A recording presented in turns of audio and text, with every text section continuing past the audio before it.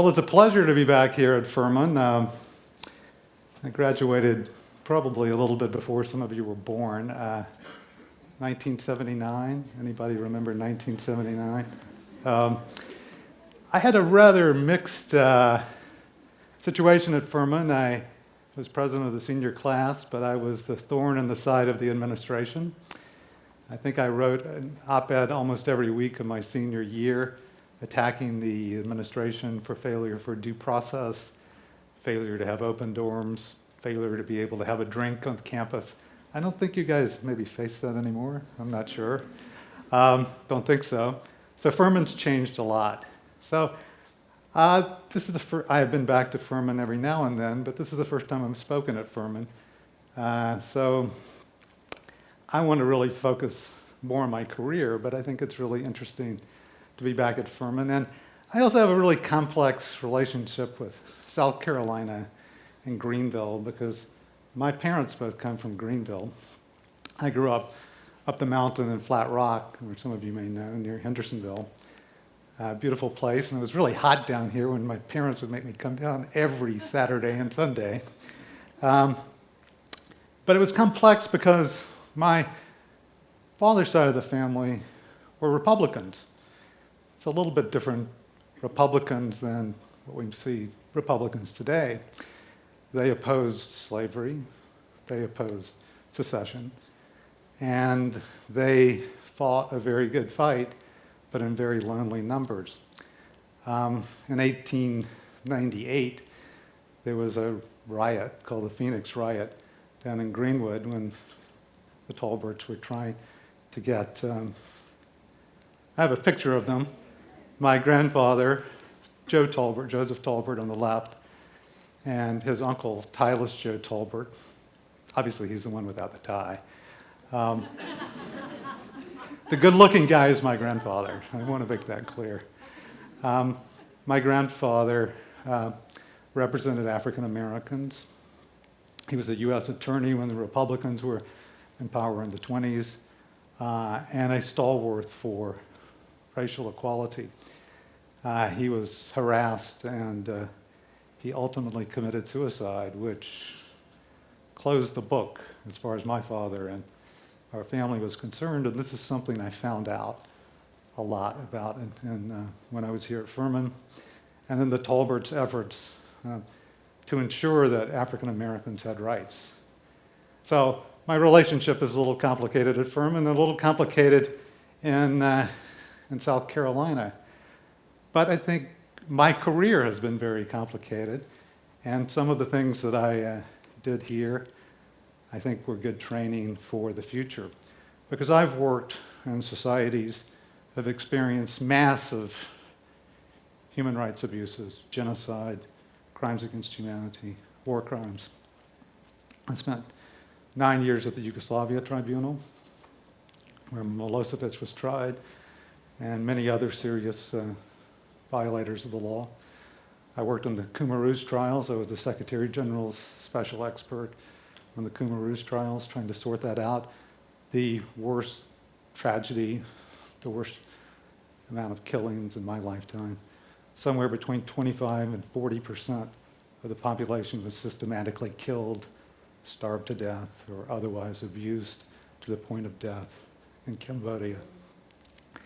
I also worked extensively in the Middle East, Palestinian refugees, also the killing of the Prime Minister Hariri, who was the registrar of the Special Tribunal for Lebanon. So much of my life has been devoted to try to seek justice for these kind of mass atrocities. And I think it's important to have criminal justice. And the Yugoslavia Tribunal, as I said, we tried 121 people. There were more than 10,000 perpetrators in Bosnia alone, though. So we also now have the International Criminal Court, which has brought a handful of cases for the most serious of crimes. Unfortunately, the United States did not join the International Criminal Court, and some other important players as well. But criminal justice is a rather blunt tool to deal with societies that have experienced this kind of level of abuse and killings.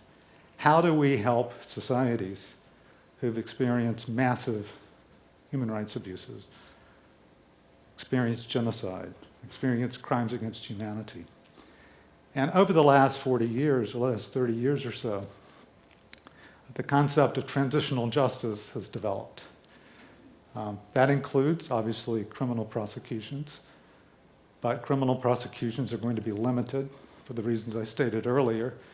You can't prosecute everyone, particularly if you're in a situation like Rwanda and the whole elite and many, many thousands and thousands of people are involved in the killings. So other tools have been and other processes have developed. Truth commissions. Some of you have followed the Truth and Reconciliation Commission in South Africa in the 90s, where there's a commission that looks at these issues a report, hears the testimony of the victims, and makes recommendations for the future. There have been some 40 truth commissions around the world. Peru, Argentina, much of Latin America, a number of African countries. One in Greensboro, North Carolina, you might not be familiar with as well. So there have been this, and truth commissions get at different issues than criminal trials because victims are able to tell their stories. What happened to them? What were the abuses they suffered? And recommendations can be made that can affect governmental policy, both with respect to victims, but also with security forces, the police, the military, who may have committed those offenses. Reparations is a key part of transitional justice, and that the state recognizes that it failed the individual and failed to protect the individual. My good friend Tom Bergen Thal, if any of you are lawyers, you may know his name. He was on the International Court of Justice, but he was probably the youngest survivor of Auschwitz. A remarkable story. Read his book sometime, A Lucky Child. And in a way, he was a lucky child, and that he escaped. But he received reparations from the German government, and Germany, in a way, represents the process of transitional justice better than any other country. We had the Nuremberg trials, which are very important, but other very important trials, in fact, more important trials were held in Germany and in Frankfurt, which opened the eyes of German people to what really happened at Auschwitz and in the Holocaust. Germany paid reparations. Germany did a lot for Israel in terms of supporting the establishment of Israel, and has been a pillar of peace, justice, and democracy for the most part, I think, in Europe. There are a whole variety of experiences that I think are very valuable for societies to pull on in terms of transitional justice, ensuring that victims have a voice in that process.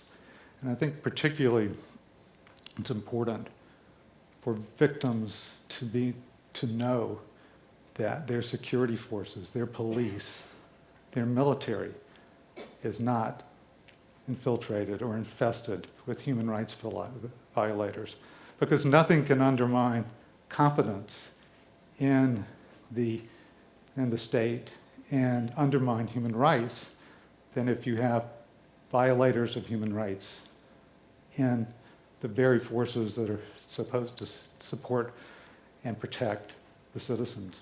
So this concept of transitional justice, I think, is one that many people don't hear about. And if they've heard about it probably in the terms of the South African Truth and Reconciliation Commission, which was important, but with some flaws as well. So I come to you as a kind of messenger for justice, broadly speaking, to ensure that we as human beings on this planet do what we can to make sure that violations are addressed both abroad, as I say in my talk, in the title of my talk. I think we're all part of one humanity, and there is an important element for those who understand these issues to support them, both financially and and in terms of policy, and not be unaware of what's going on in a violent planet and sometimes dealing with violence in our own country. So I think to me, that's a really important element that I would like to bring to you.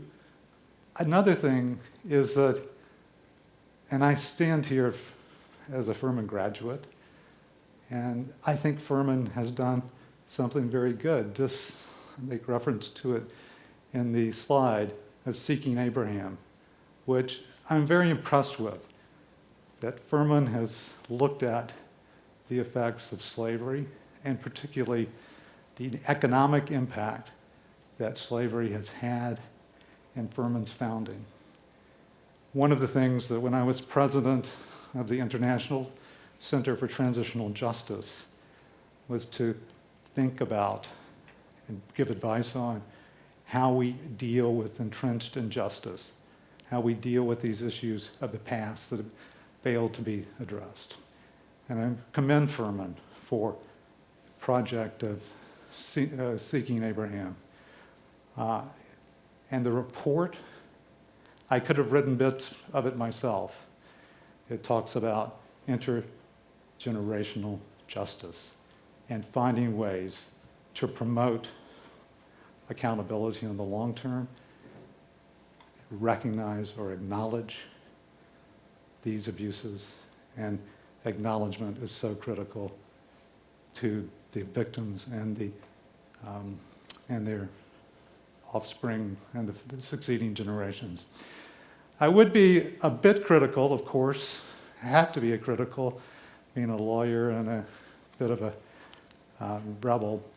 But if I read the report carefully, one of the issues that we face in the field of transitional justice, looking backwards when we're dealing with these kind of abuses of the past, particularly with people who are deceased who've taken these steps or not done the right thing, is to contextualize it. We have to understand the circumstances that were at the time. And the monuments debate in the US, for example, do you take monuments down? Do you contextualize it, putting up signs and explaining what the context was of this particular individual's action? I'm a bit of a hardliner. I don't think you can contextualize support for slavery away. I think monuments come down. I'm with the mayor of New Orleans. I thought the Seeking Abraham report was excellent, but I thought it probably over-contextualized Richard Furman's the steps that he took, because he was a strong supporter of slavery, and there was a very strong connection economically that he benefited from. So that's my presentation, both on justice globally and justice at home and justice for us, all of us to think about. Thank you very much.